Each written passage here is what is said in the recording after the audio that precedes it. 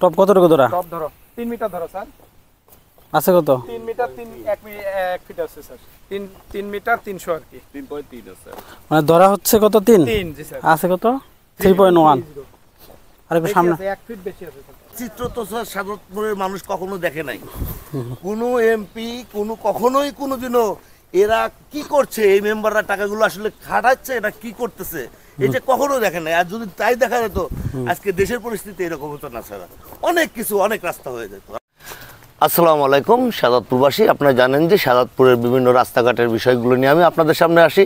আমি আজকে আপনাদের সামনে এমন একটা গুরুত্বপূর্ণ বিষয় উপস্থাপন করব যে আসলে আমাদের সাদাতপুর উপজেলায় ইতিপূর্বে আমরা দেখেছি যে সরকারের যে টিআর প্রকল্পগুলো আছে, টিআর কাবিখা বিভিন্ন প্রকল্প, সেই প্রকল্পগুলো এই ইউনিয়নের চেয়ারম্যান মেম্বারদের দ্বারাই কিন্তু এই প্রকল্পগুলো বাস্তবায়ন করে থাকেন এবং এই প্রকল্পগুলো টপ কোঅর্ডিনেট কিন্তু আগে করতেন এমপি মহোদয়রাই করতেন।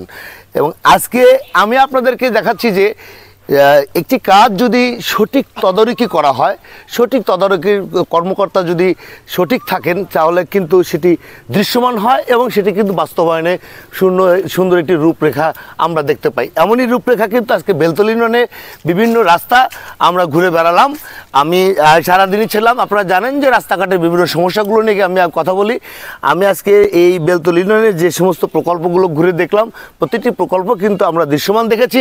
আমি এই বিষয়ে কথা বলবো আমাদের সাদাতপুর উপজেলা নির্বাহী অফিসার জনাব কামরুজ্জামানের সাথে, যে আসলে স্যার আমি তো আগে দেখেছি বিষয়টা যে অনেক রাস্তায় আমরা দেখেছি যে এই কাজগুলো আমরা ওইভাবে আমরা সামনে পাইনি। আমি দীর্ঘদিন ধরে রাস্তাঘাট নিয়ে কাজ করি, আপনি জানেন।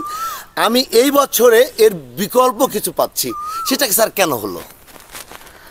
ধন্যবাদ আপনাকে। আমরা আমাদের নিয়মিত পরিদর্শনের অংশ হিসাবে দুর্যোগ এবং ত্রাণ মন্ত্রণালয় থেকে প্রাপ্ত টিআর কাবিখা এবং কাবিটার যে বরাদ্দগুলো আছে তার আলোকে শাহজাদপুর উপজেলার বিভিন্ন ইউনিয়নের যে কাজগুলো হচ্ছে সেগুলো আমরা নিয়মিত পরিদর্শন করছি। তারই ধারাবাহিকতায় আজকে আমরা বেলতলী ইউনিয়ন পরিষদে এসে ইউনিয়নের আওতাধীন যে রাস্তাগুলো ছিল টিআর কাবিখা এবং কাবিটার আওতায়, সেগুলো আজকে আমরা সরজমিনে পরিদর্শন করলাম এবং সরজমিনে পরিদর্শন করে আমরা প্রতিটি কাজে আমরা দৃশ্যমান পেয়েছি এবং যে জায়গায় তাদের সমস্যাগুলো ছিল তাদেরকে আমরা বলেছি যে এই সমস্যাগুলো সমাধান করার জন্য আমরা আশা করি যে সকলেই যদি সম্মিলিতভাবে আমরা এই কাজটা করতে পারি, তাহলে যে উদ্দেশ্যে যে বরাদ্দটা দেওয়া হয়েছে, যে মেন উদ্দেশ্য হচ্ছে যেন জনগণ সুবিধা পায়, তাহলে জনগণের প্রকৃতিও সুবিধা পাবে।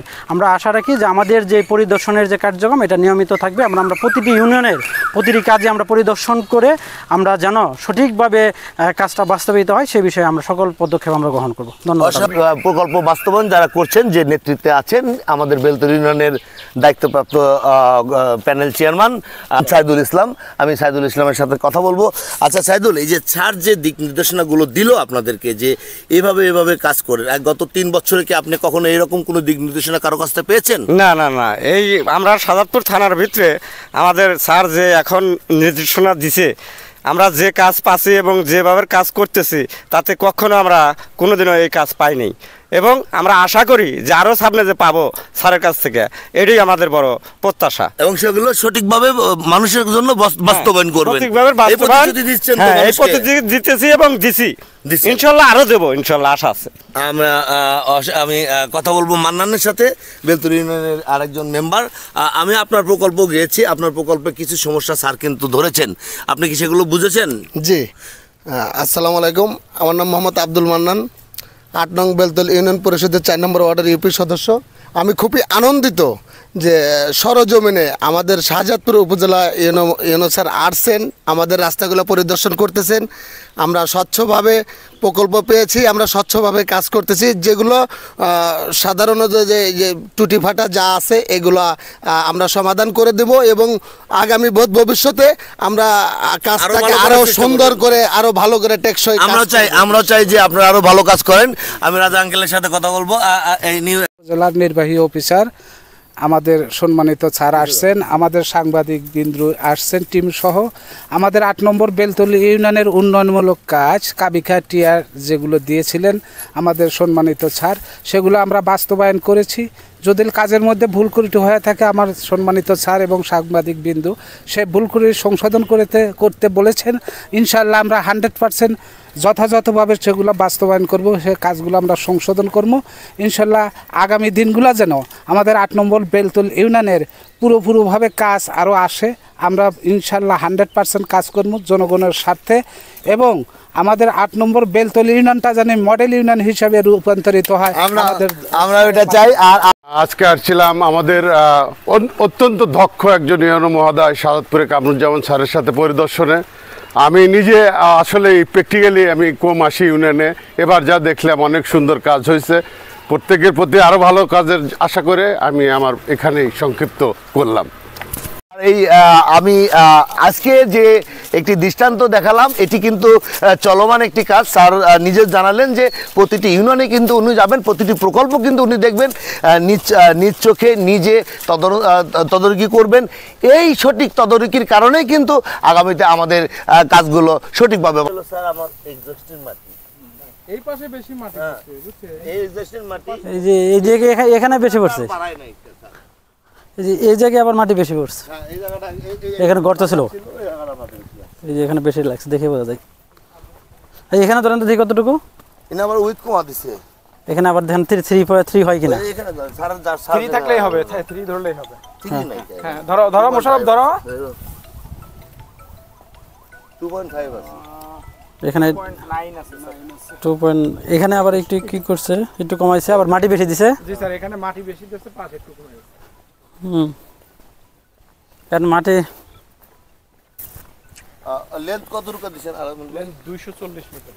240 মিটার এই পর্যন্ত না, দিতে হবে এন্টি দিয়ে পাকা রাস্তা। রাস্তা হইলে হ্যাঁ এই গ্রামের মানে এই গ্রামটা হয়ে গেছে কি স্যার, দুই পাশে রাস্তা আছে, বাট হচ্ছে গ্রামবাসী কোনো সুবিধা পাচ্ছে না। মানে আমি একটা ভিডিও সার্চে আপনি দেখছেন তো, 90% মানুষই এই রাস্তার থেকে বঞ্চিত। মানে গ্রামটা হচ্ছে গোছানো এক জায়গা। ঠিক এই আছে, জন্য কাজ পেয়েছি। আপনি জি স্যার, কেমন কাজ যা করছেন হচ্ছে কিছু জায়গায় বেশি দিছেন, কিছু জায়গায় আবার কম আছে, আর শোল্ডার গুলো ঠিক করা। আর আপনার মোটামুটি আছে, কিন্তু ওই যে শোল্ডার গুলো ঠিক করে দিবেন। আমার নিয়ম হচ্ছে এখান থেকে একটা চলক করে রাস্তার এই যে বটমটা না, হ্যাঁ, এই বটম থেকে আমার টপ পর্যন্ত পুরো অংশটা মাটি দিয়ে মাটি দিয়ে দিতে হবে। শোল্ডার করতে হবে। সোলার করে দেওয়া লাগবে। আমার কথা কি বুঝতে পারছেন? মানে এটা হচ্ছে এটা কোনো রাস্তা দেখা যাচ্ছে না। এখন শোল্ডার। যতটুকু পিওর মাটি ফেলছেন ততটুকু, কিন্তু রাস্তা দেখতেও তো একটা সৌন্দর্য নাই। বিষয় আছে। আপনি দ্বিতীয়ত ইরি বৃষ্টি কাটার হইলে পরে আপনি পানি পাবেন। বৃষ্টি মাটি হইলে পাবেন। এটা ঢেলে যাবে। পরেই আপনি আমি শেষ করি মাহমুদ ভাই।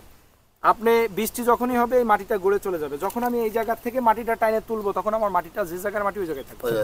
বুঝাইতে পারছি? স্যার রাস্তা সকলেই চায়, কিন্তু মাটি দিতে গেলে মনে হয় কোল টেনে নিতেছি, বুঝছেন স্যার, মাটি কেউ দিতে চায় না। আপনাদের গ্রামের রাস্তা নাই। জি স্যার, আপনাদের গ্রামের রাস্তার জন্য স্যার এটা ইতে এলজিডি এনটি দিয়ে এই রাস্তাটা পাকাকরণের ব্যবস্থা করবে স্যার। এটা স্যার সরকারি। কিন্তু আপনাদের তো মাটির কাজটা করে নিতে হবে। মাটির কাজ করে দিলে আমরা এলজিডি থেকে পাকা করে দেবো। থেকে সারি করে দিবে। আরো মানে নকশা আরো বড়। আচ্ছা, আপনার মোটামুটি যেটা করছেন ওই যে শোল্ডার গুলো যে ঠিক করে দেন, তার রাস্তাটা বড় হবে। না হলে রাস্তাটা এই যে দেখেন উপরে টপ দিয়ে গেছেন, কিন্তু রাস্তা কিন্তু মাটি নাই। এখনো নাই, ঢালটা সুন্দর এই ডালটা করে দেবেন। ঠিক আছে? করে দেবো স্যার ইনশাআল্লাহ। ঠিক আছে।